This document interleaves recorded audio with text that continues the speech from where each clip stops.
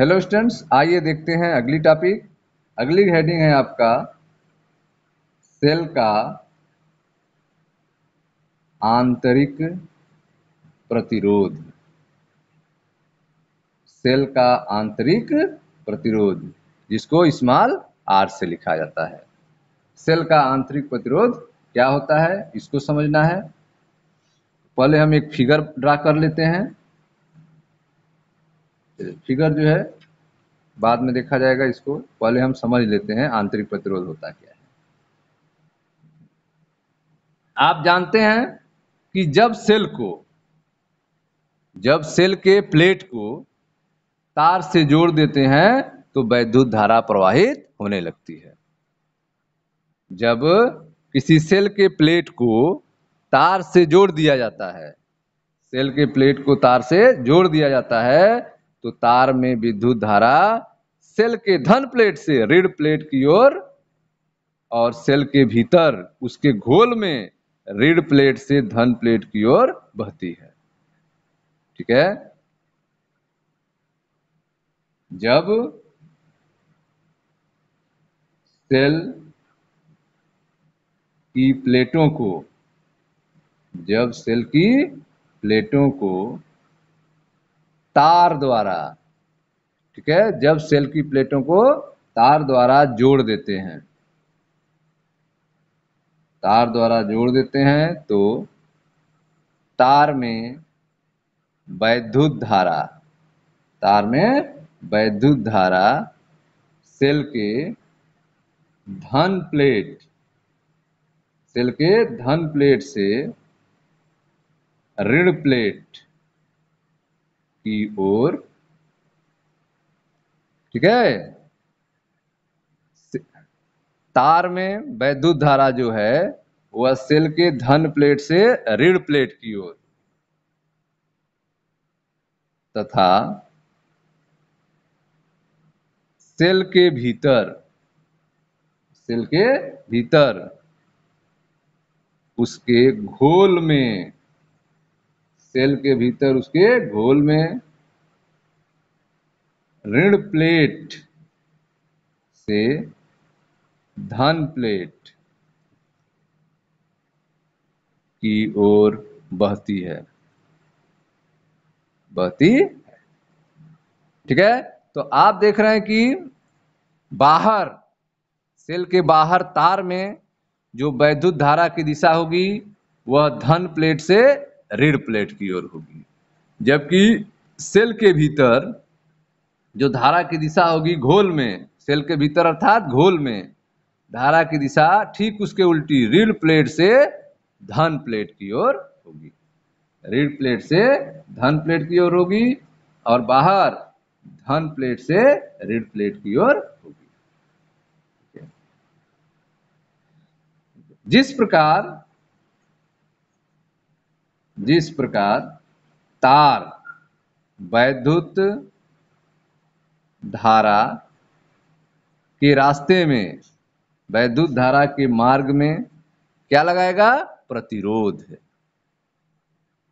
ठीक है। जिस प्रकार तार जो है वैद्युत धारा के मार्ग में प्रतिरोध लगाता है,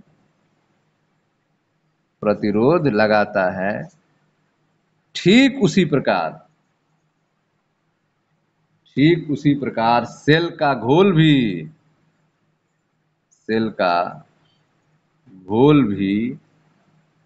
वैद्युत धारा के मार्ग में प्रतिरोध लगाता है।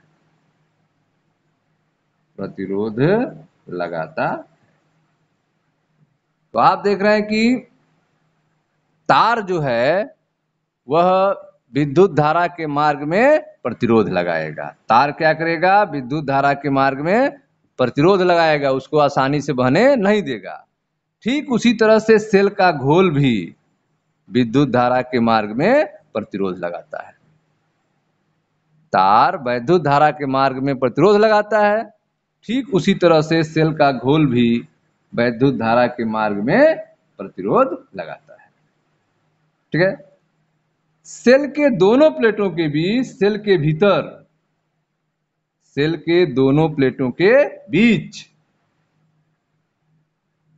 सेल के दोनों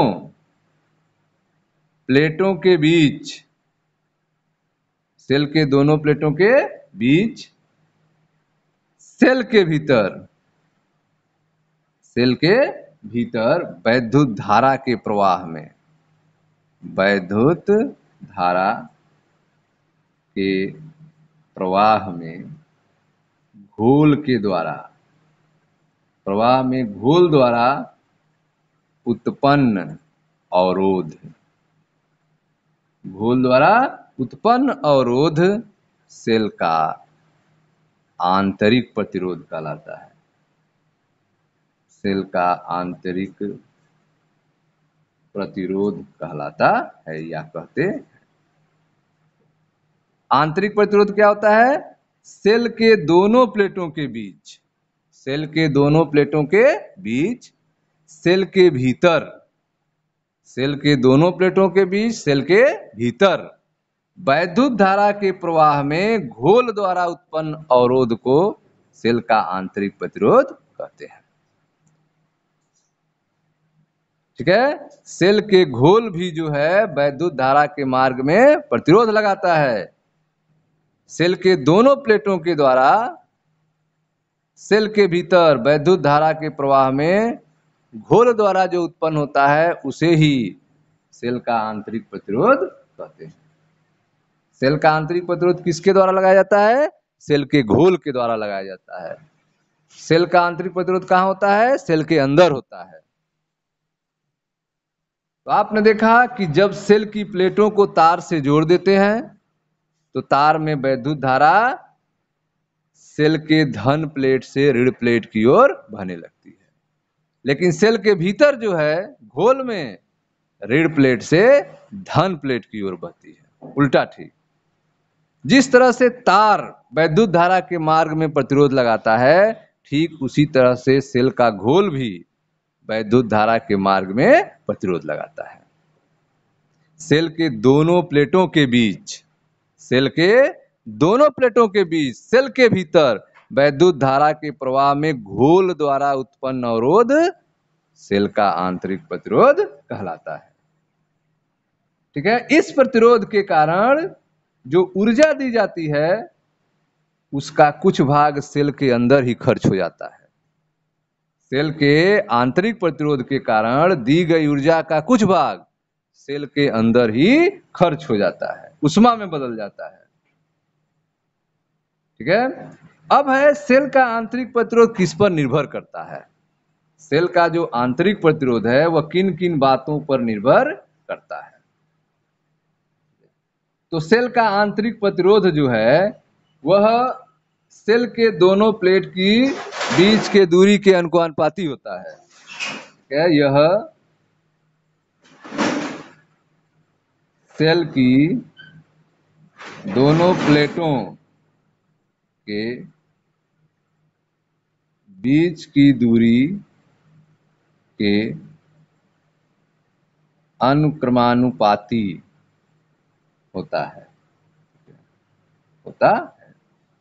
सेल का आंतरिक प्रतिरोध सेल के दोनों प्लेट के बीच की दूरी के अनुपाती होता है। नंबर 2, घोल में डूबे, घोल में डूबे प्लेटों के क्षेत्रफल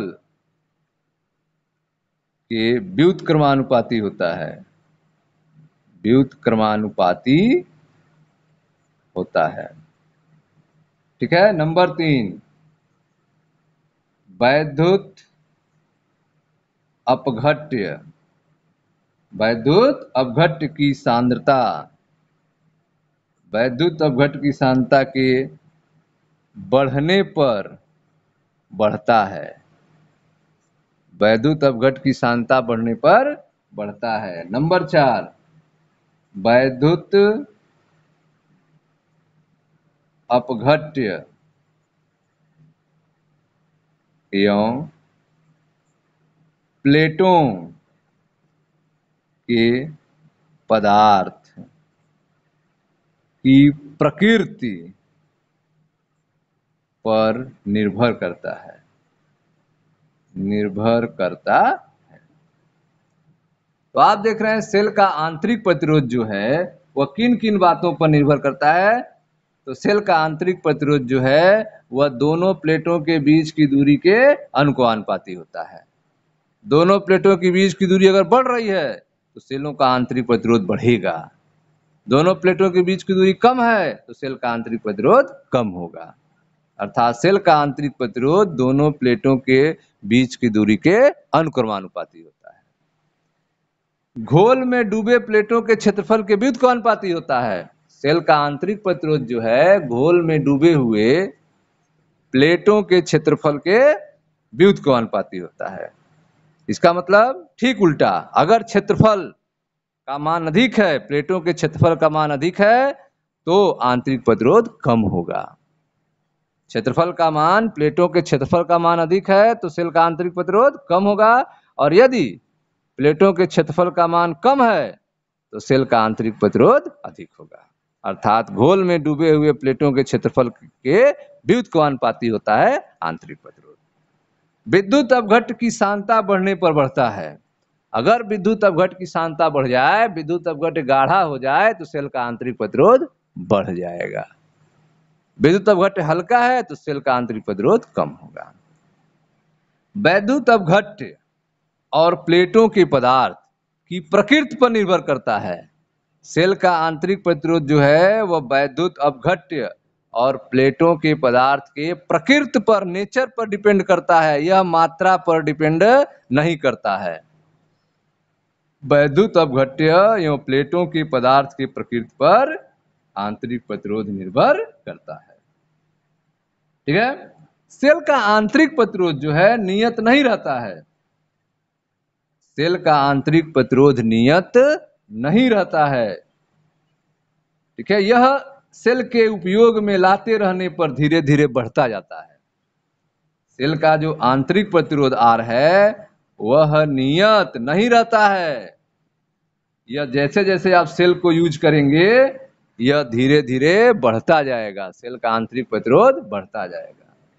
तो सेल का आंतरिक प्रतिरोध नियत नहीं रहता है, बल्कि सेल का उपयोग में लाते रहने पर, सेल को उपयोग में लाते रहने पर धीरे धीरे बढ़ता जाता है। ठीक है स्टूडेंट्स, तो यह था आपका सेल का आंतरिक प्रतिरोध। अब हम लोग अगले टॉपिक में देखेंगे सेल के टर्मिनल विभवांतर, सेल का विद्युत वाहक बल और सेल के आंतरिक प्रतिरोध में क्या संबंध होता है, जिसको हमने आपको अलग अलग पढ़ाया है।